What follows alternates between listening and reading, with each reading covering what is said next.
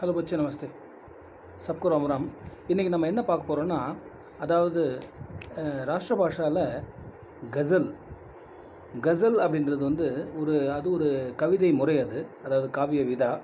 அதை தான் நம்ம பார்க்க போகிறோம். எப்படி ஜப்பானிய கவிதை இருக்கு இல்லையா, ஹைக்கூ, அந்த மாதிரி அதாவது அரபி கவிதை முறை தான் இது கஜல் அப்படின்வாங்க. இது ரொம்ப நல்லாயிருக்கும். ஷேர், அதாவது கஜல் கி குச் ஷேர், அதாவது சில பாடல்களை வந்து நம்ம இப்போது பார்க்க போகிறோம். அதாவது இதில் வந்து நமக்கு லெசனில் இது சப்ஜெக்டில் பார்த்திங்கன்னா ஒரு 10 போயம் இருக்குது, கஜல் இருக்குது. அதில் வந்து முக்கியமாக ஃபஸ்ட்டு 5 தான் நம்ம படிக்கணும். ஸோ எக்ஸாம் அதுதான் வரும். ஸோ நம்ம கஜல்லேருந்து என்னென்னா, அதாவது ஏதாச்சும் 4 கொடுத்து அதில் 2 எழுத சொல்லுவாங்க. அப்போது அதாவது கஜலோங்கா பாவார்த்து ஹிந்திமே லிக்கியே அப்படின்றது ஒரு கொஷின் வரும். அதுக்கு வந்து நமக்கு வந்து 5 மார்க்கு. ஸோ 2 கஜலோட பாவார்த்து எழுதணும், மீனிங் எழுதணும். ஸோ அதுக்கு வந்து நமக்கு 5 மார்க்ஸ் கிடைக்கும். ஓகே, இப்போ வாங்க நம்ம கவிதையை பார்ப்போம். அதாவது கஜல்னால் என்னன்னு ஃபஸ்ட்டு தெரிஞ்சுப்போம். அதாவது கஜல் வந்து அரபி சாகித்யக்கு பிரசித்த காவிய விதா, அதாவது அரபி ஜோ சாகித்ய இருக்கிற லிட்ரேச்சர், அதனோட ஒரு பிரசித்தமான ஃபேமஸான கவிதை முறை தான் வந்து கஜல் அப்படின்னு சொல்லுவாங்க. ஜோ பாத்மே அது அப்புறம் அரபிலேருந்து ஃபார்சியில், உருதுவில், நேபாளி, ஹிந்தி சாகித்யமே भी बहुत जो है लोकप्रिय हुई. மக்கள் வந்து விரும்ப ஆரம்பிச்சாங்க. இப்போ ஜப்பானிய கவிதை நான் சொன்னல ஹைக்கூ, அதை நம்ம மக்கள் கூட விரும்புகிறாங்க. அந்த மாதிரி அந்த லாங்குவேஜிலேருந்து மற்ற லாங்குவேஜ்லேயோட சாகித்யத்துலேயும் லிட்ரேச்சர்லேயும் இது வந்துச்சு. அப்போது ஹிந்திக்கே அநேக் அதாவது ரச்சனாக்காரோனே இஸ் விதா கோ அப்னாயா ஹை. அதாவது ஹிந்திலையும் பார்த்தீங்கன்னா நிறைய ரச்சனாக்காரன்னா, அதாவது கலாக்கார், அதாவது படைப்பாளிகள் வந்து, கவிஞர்கள் வந்து இந்த கவிதை முறையை வந்து அப்னாயானா, அதாவது தாங்கள் வந்து இந்த முறையை கையாண்டு நிறைய கவிதை எழுதியிருக்காங்க. அதை தான் நம்ம பார்க்க போகிறோம். ஓகே, ஃபஸ்ட்டு படிமா, இந்த 5 கவிதையை படி ஃபஸ்ட்டு. घरों पे नाम थे, नामों के साथ ओह देते, बहुत तलाश किया कोई आदमी न मिला. Very good. அதாவது இதை எழுதுனது யாருன்னா பஷி பத்ர அப்படின்ற கவிஞர் தான் எழுதியிருக்காரு. அதாவது घरों पे नाम थे, नामों के साथ ओहदे थे, बहुत तलाश किया कोई आदमी ना मिला. ஓகே, இப்போ 2வது கவிதை, அதாவது கஜல். படிமா 2வது. ये हुनर भी बड़ा जरूरी है, कितना झुक कर किसे सलाम करो. ஓகே, அதாவது இது எழுதுன யாருன்னா ஹஃபீஸ் மேர்டி அப்படின்றவர் தான் எழுதியிருக்காரு. இது வந்து ஏ ஹுனர் பி படா ஜரூரி ஹை, கித்னா ஜுக்கர் கிசே சலாம் கரோ. அதாவது கித்னா ஜுக்கர் கிசே சலாம் கரோ அப்படின்றது வந்து ஏ ஹுனர் பி பஹுத் ஜரூரி ஹை. அடுத்தது. फरमान से पेड़ों पे कभी फल नहीं लगते, तलवार से मौसम कोई बदला नहीं जाता. இது எழுதினவர் வந்து मुजफ्फर वारसी என்றவர் எழுதியிருக்காரு. அதாவது फरमाने से पेड़ों पे कभी फल नहीं लगते, फरमाने से कभी पेड़ों पे फल नहीं लगते, तलवार से मौसम कोई बदला नहीं जाता. 4th one. बुलंदियों पे पहुंचना कोई कुशलता नहीं, बुलंदियों पे ठहरना कमाल होता है. बुलंदियों पे पहुंचना कोई अதாவது कुशलता नहीं, बुलंदियों पे पहुंचना कोई कुशलता नहीं, बुलंदियों पे ठहरना कमाल होता है. இதை எழுதினவர் யாருன்னா அசோக் சாஹில் அப்படின்றவர் எழுதியிருக்காரு. அடுத்தது. जो घर बनाओ तो एक पेड़ भी लगा लेना, परिंदे सारे मोहल्ले में चहचहाएगा. Very good. இது எழுதுனது யாருன்னா அதாவது டாக்டர் கே ரிஷின்றவர் எழுதியிருக்காருமா. அதாவது ஜோ கர் பனாவோ தோ एक पेड़ भी लगा देना, परिंदे सारे मोहल्ले में चहचहाएंगे அப்படின்றது இந்த கசல். இப்போ இந்த கசலோட 5 கசலோட பாவார்த்தம் நம்ம பார்க்க போகிறோம். ஓகே, ஃபர்ஸ்ட் ஒன் வந்து என்ன சொன்னேன்னா, அதாவது घरों पे नाम थे, नामों के साथ ओहदे थे, बहुत तलाश किया कोई आदमी ना मिला. இதுக்கு என்ன மீனிங் அப்படின்னா, அதாவது ஷாயர் அதாவது பஷீர் பத்ரா என்ன சொல்லியிருக்கோன்னா, कहते हैं कि तलाश करने पर बड़े बड़े ओहदे वाले और बड़े बड़े व्यक्तियों के नाम मिल जाते हैं. तलाश करने से அதாவது நம்ம தேடி பார்த்தோம்னா படே படே ஓஹதே வாலே, ஓஹதே அப்படின்னா ரேங்க், அதாவது பத்து, ஒருத்தரோட பதவியை தான் வந்து ஓஹதே அப்படின்வாங்க. அதாவது தலாஷ் கர்னே பே படே படே ஓதே வாலே ஒரு படே படே व्यक्तिனா மனுஷன், பெரிய பெரிய மனுஷன்லாம் கிடச்சிட்றான். நாம மில் ஜாத்தேன், பேர் கிடச்சிடுது. லேக்கின் சச்சா இன்சான் நஹி மில் பார்த்தா. ஆனால் உண்மையான மனுஷன், அதாவது உண்மையாக மனுஷன் கிடைக்க மாட்டான். பேர் கிடைக்குது, பதவி கிடைக்குது. அகர் நாம் தலாஷ் கரேங்க தோ என்ன கிடைக்குது, பேர் கிடைக்குது, பதவி கிடைக்குது ஒழிய, லேக்கின் சச்சா இன்சான் ஓ நெய் மேல் பார்த்தா, அதாவது ஒரு உண்மையான மனுஷன் வந்து கிடைக்க மாட்டான். அதாவது इसी को बशी बद्र ने कहते हैं कि घरों पर नाम और ओहदे का नाम, அதாவது घरों पर नाम, घर का भी एक नाम होता है. வீட்டுக்கு பார்த்தீங்கன்னா ஒரு பேர் இருக்கும், அந்த பேர் இருக்குது. அவர் ஓஹதே கா நாம், அவனுக்கு ரேங்க் ஒன்றுன்னு ஒரு ரேங்க் இருக்கும், ஒரு பதவி இருக்கும். இப்போது அந்த பதவியோட கூட எழுதியிருப்பான் இந்த மாதிரி என்ன, அதாவது பதவியை கூட எழுதியிருப்பான். பட்டு லிக்கா रहता है लेकिन उस घर में सच्चा इंसान नहीं मिलता. அந்த வீட்டில் உண்மையான மனுஷன் என்ன இருக்கான்னு பார்த்தோன்னா அது இல்லை அப்படின்றது ஒரு கசல். ஓகே, ரெண்டாவது வந்து ஏ ஹுனர் பி படா ஜரூரி ஹை.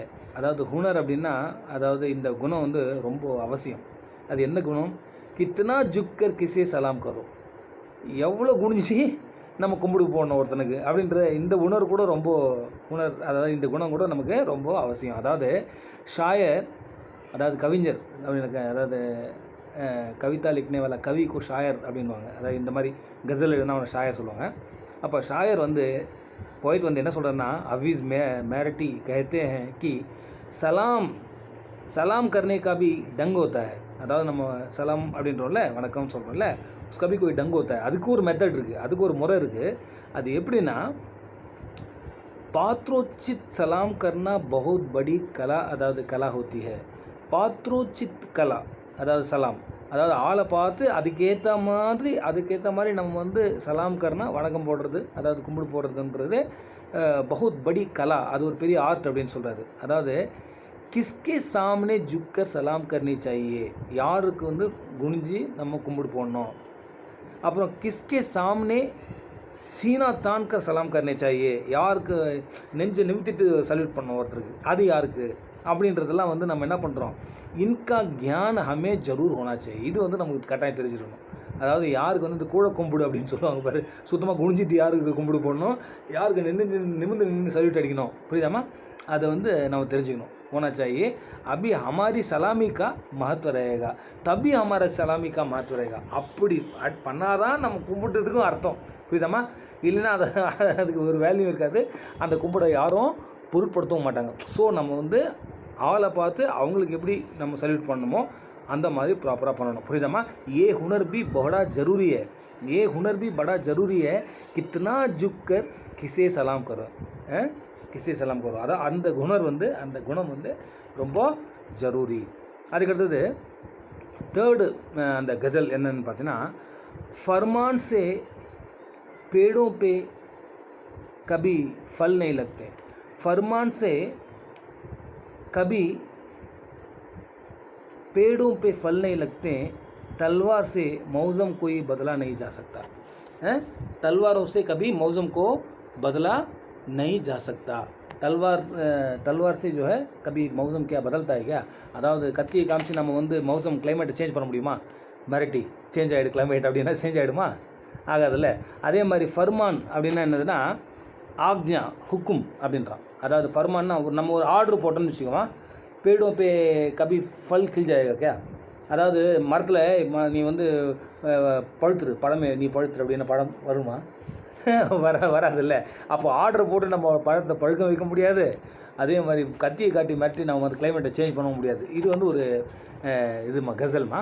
இது எப்படின்னா, அதாவது ஷாயர் வந்து मजफूर वारसी வந்து कहते हैं कि प्रकृति पर कोई अधिकार नहीं कर सकता, அதாவது பிராகிருத்தின் நேச்சர், அந்த நேச்சர் கிட்ட புரியுதாமா, இயற்கை கிட்ட நாம் ஒன்றும் எதுவும் நம்ம என்ன பண்ண முடியாது, ஆர்டர் போட்டு எதையுமே செய்ய முடியாது புரியுதாமா. அது ஆட்டோமேட்டிக்காக வந்து அது அந்த ஃபிக்ஸ்டு டைமில் எல்லாமே நடக்கும் புரியுதாமா. அதாவது பிராகிருதி கிசி மனுஷக்கு அதிகார் ஒரு ஆக்ஞாக்கும் நஹி மான்தி. இயற்கை வந்து எப்பயுமே ஒரு மனுஷனோட அதிகாரத்தையோ ஒரு ஆர்டரையோ அல்லது ஆக்ஞா புரியுதாமா, அவனோட அதிகாரத்தையோ அல்லது ஆர்டர் அதையோ வந்து அது ஒத்துக்காது புரியுதாமா, அதை வந்து கேட்டு நடக்காது புரியுதாமா.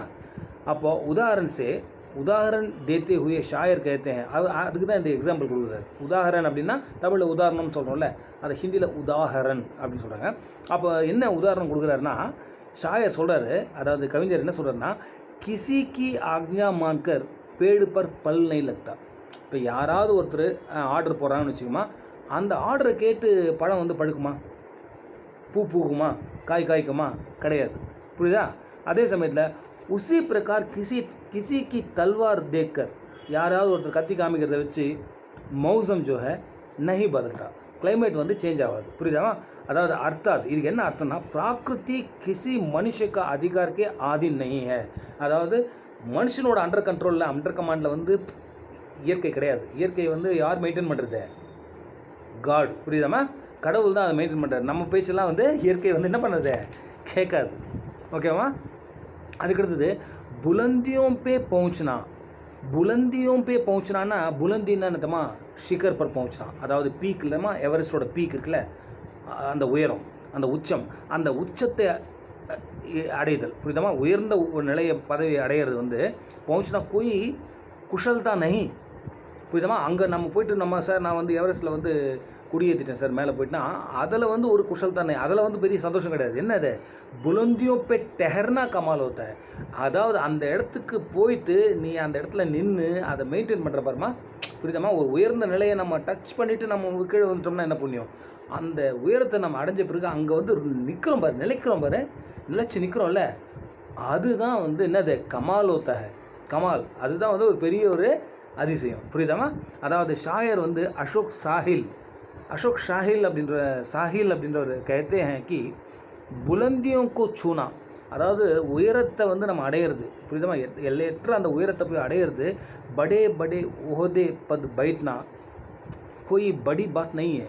பெரிய ரேங்க்குக்கு நம்ம ப்ரொமோட் ஆகி போயிடுறோமா, பெரிய அரசியலில் வந்து நம்ம வந்து பெரிய பதவியை கூட அடைஞ்சிடறோம்னு வச்சுக்கோமா, ஓ படி பாத் नहीं है, அது ஒரு பெரிய விஷயம் கிடையாது. உனே அந்த தக்கு பனாயே ரக்னா, கடைசி வரையும் அந்த பதவியில் நம்ம நினச்சி நிற்கிறோம்ல, அந்த தக்கு பனாயே ரக்னான்னா அப் டு த எண்டு, அது வரைக்கும் நம்ம போயிட்டு அதே மாதிரி அந்த சுச்சுவேஷனில் நம்ம போயிட்டு நின்று மெயின்டைன் பண்ணுறோம்ல அந்த பிளேஸை, அதுதான் வந்து பனாயே ரக்னா जो है बड़ी बात होती है. அதுதான் ரொம்ப கஷ்டம் புரியுதாமா.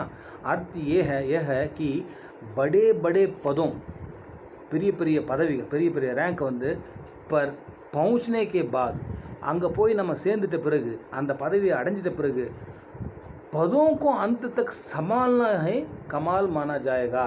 அதை வந்து நம்ம சமாளனா அதை நம்ம வந்து அந்த இடத்துல நிலச்சி நிற்கிறோம் இல்லைம்மா, அதாவது சமால்கே ரேனா உதர், அந்த இடத்துல நிலச்சி நிற்கிறது தான் பெரிய கஷ்டமா, அதுதான் வந்து பெரிய கமால் அப்படின்னா என்னது, அதுதான் ஒரு பெரிய அதிசயம் ஆச்சரியம் அப்படின்னு சொல்கிறாங்க புரியுதாமா.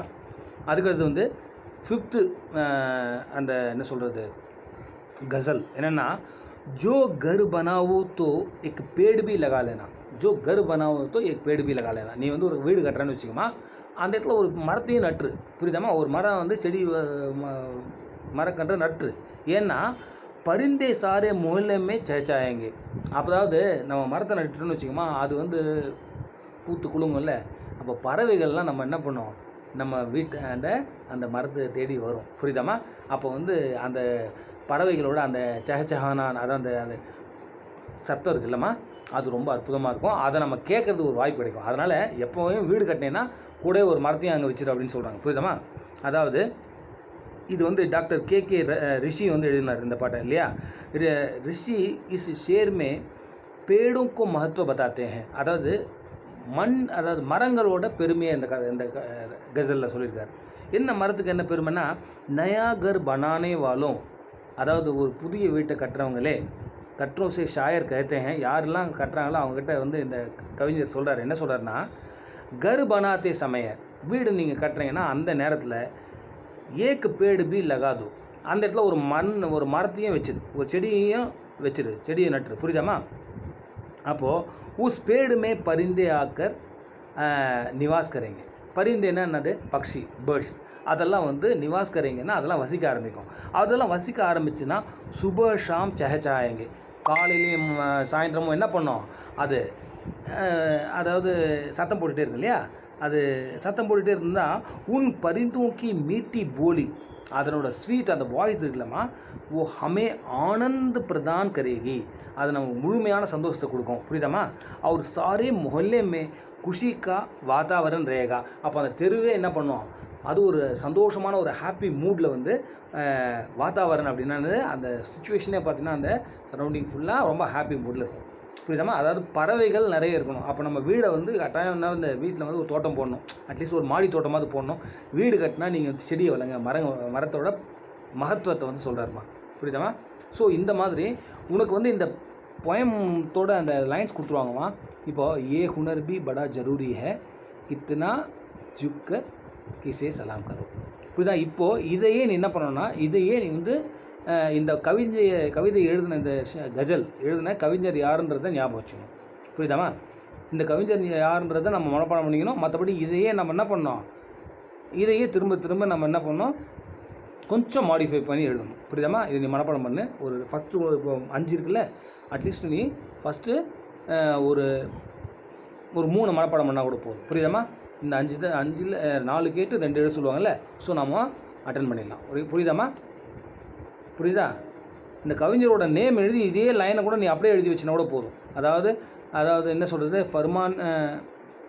फरमान से पेड़ों पे कभी फल नहीं लगते हैं, तलवार में मौसम कोई बदला नहीं, तलवार से मौसम कोई बदला नहीं जाता, அந்த மாதிரி, புரியுதாம்மா? அதை அப்படியே எழுதணும், புரியுதாம்மா? அதாவது बुलंदियों पे पहुंचना कोई कुशलता नहीं, बुलंदियों पे ठहरना कमाल होता है, அதாவது இப்படி எழுதணும். அதாவது बुलंदियों पे पहुंचना कोई बड़ी बात नहीं है, लेकिन बुलंदियों पे ठहरना, बुलंदियों पे रुक जाना जो है कमाल होता है, कमाल की बात है, அந்த மாதிரி சிம்பிளாக எழுதணும். ஓகேவா? பாய்.